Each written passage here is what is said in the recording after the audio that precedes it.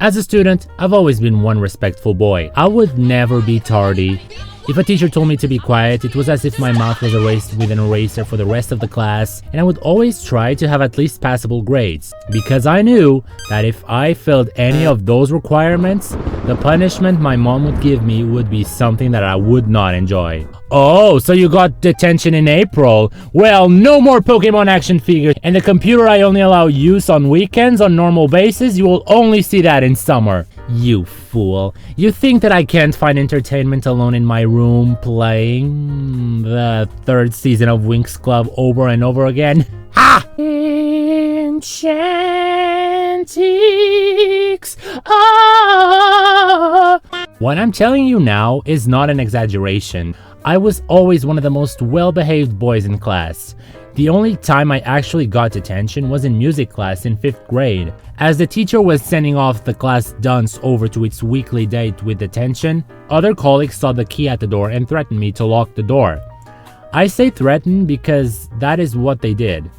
The reason why I ended up doing what they told me has some connections to my past with bullying, and that would kind of ruin the light-hearted mood I'm trying to establish here. So, fearing for my literal life, I ended up doing what they said, and after the teacher came back, she sent me off to detention. When I told my mom what happened, she punished me by taking my precious Pokemon figurines away for the rest of the term, and forced me to read some stupid popular book about a group of kids that are wannabe detectives.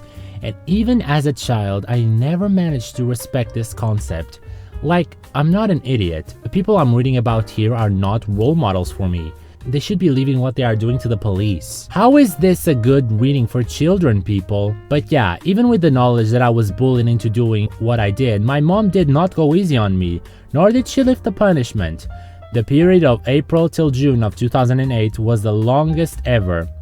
But the mother and child's punishment end is only 2 months away.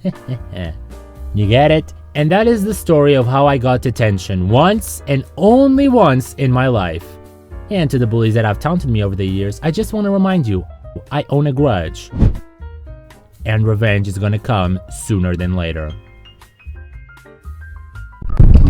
Speaking of which, physical education. Are you that kind of kid that just can't take this subject seriously? I know I was! This subject is the time to shine for the dunces of the class, most likely your bullies, that are just trying to be the next Cristiano Ronaldos of basketball, I guess. Michael Jordan? I don't know. All those that were like this now look like they can fit 5 Cristiano Ronaldos in their stomachs. Yeah, I'm just being nice. They can fit 10. Since I was always a very educated boy and never had a problem with enjoying my own company, the downside of potentially falling in with the bad crowds because of being social was never a possibility for me. As a result, I was one of the only kids in 7th, 8th, and 9th grade that wasn't a teen smoker. Keep that in mind, okay? In the last 3 years of middle school, we had this teacher that I'm gonna call Mr. Paddles. That was not really the nicest of people. He always had a frown on his face, and he would not go easy on us in any kind of situation. He also had the habit of punishing students that stepped out of line by making them do push-ups, like in the army. Like, my arms as a 12-year-old were literally 2 toothpicks. And I almost got off clean until the very last physical education class I had with him. We were walking over to the court to play soccer again, and I told a super poor joke that for my life I wish I could remember what it was. And then he told me to do 10 push-ups because of the joke. He did giggle a little though. I honestly believe that he caught on that I was the only kid that has been flying under the radar over the past 3 years. I even got a chance to tell him and his wife this story when he came to take some copies at a part-time job I was working at, and his wife said that she wasn't surprised. One thing that Mr. Paddles also told us to do was running for a certain amount of time for a certain amount of laps around the schoolyard. This is something that I've never been able to do well, but after being inspired by reality shows I watched back in those days, because I believe they were legit, don't at me, I started to be able to complete the challenges he kept on throwing onto us. So this one time, he told us to do 8 laps around the school in 10 minutes with no walking breaks. This was like 8th grade, I think, so I was 13. And although I failed that goal by 40 seconds, once I reached the end and I looked back, I saw all the bullies of my class that had taken up smoking a couple of years ago completely dragging behind me, completely destroyed and panting. These were the same kids that taunted me for not caring for basketball. I just feel so vindicted. I even heard a couple of kids in the locker room saying, "Did you see those guys out there? They were completely destroyed from smoking. Rui even managed to beat them." So to all those kids with the pumped up kicks, I gotta say there is no use in running. Because of smoking, your lungs are probably gonna run out of energy faster than mine will ever do. This story is even from 2011, the time that this song was around. Keeping in line with PE teachers, this one is a bit weird. During the first year of high school, I had this very shitty looking teacher, and because my high school was a vocational school, one of the units required us to dance. We were 7 guys and 23 girls in class. And during the times where he was showing us the moves with a colleague, he would end up occasionally kissing them on the cheek. Like, this just always felt so nasty, you know? It got to the point where we filed a complaint, and the next year he was gone, which is nice. This story took place at the second high school I attended. Why the second, I hear you asking? Well, because on the first high school I attended, I had this history teacher that was the most sniveling and petty woman I've ever met. She was a history teacher, but the only history I learned from her was the history of the trauma she has ensued on me. And she was that kind of teacher that goes, "Oh, don't be afraid to ask questions if you have them." Proceeds to ask a question. "You don't know that because you're not paying attention. I am not answering that, lol." I hate that. I hate that attitude so much. Like, why did you... What are you, woman? You see, I have an older brother that attended the same school as I did. We even look a little alike. The result is that a lot of teachers would put me on a pedestal I did not want to be, because my brother was a straight A student.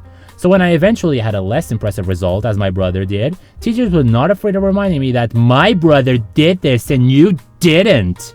And to a certain degree, I still respected the teachers that we both had, even if they said that, even if they called me by his name 6 years after he attended the same classes. Not the case with this one. She was my teacher and never my brother's. But this one time, I had a 6.2 out of 20 in a test of hers. That is a negative mark, by the way. And she started lecturing me on how my brother did this, and why didn't I do the same, because my brother takes pride in what he does.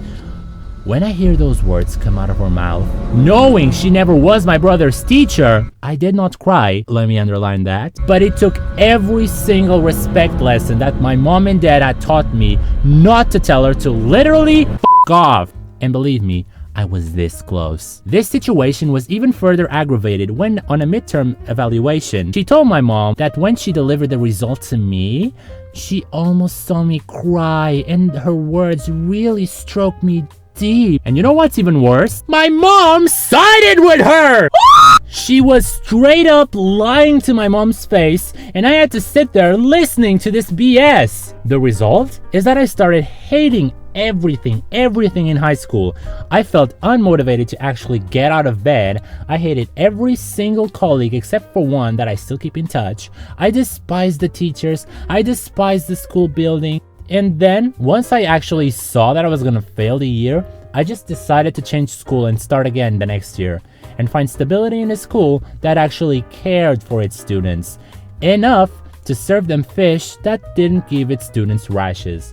That's actually a thing, maybe next video. I wish I could tell you some sort of story on how I came from behind and gave that teacher a super high grade on a test of hers. But unfortunately, that never happened. For what it's worth, I started getting 15s out of 20s in history once I changed school. So yeah, if you want to count that as redemption, you can. But I've never seen it that way. One little fact about me, when I was a teenager, my voice was kinda high-pitched. And this one time, Mr. Paddles at a school party, the music was loud, told me to toughen up that voice. He also had a very thick voice. And now look at me, Mr. Paddles. My voice is thicken up, and some people have told me that maybe I should invest in radio. So there's that. Never really felt offended for what he said, but I don't know if this is karma, but something happened there. I don't know. Coincidences? I don't know. But yeah, storytime video. Thank you for watching. See you all next video. Oh, and Feel free to post in the comments what are some bad high school teacher stories you might have. Let's see if we can find some relation here.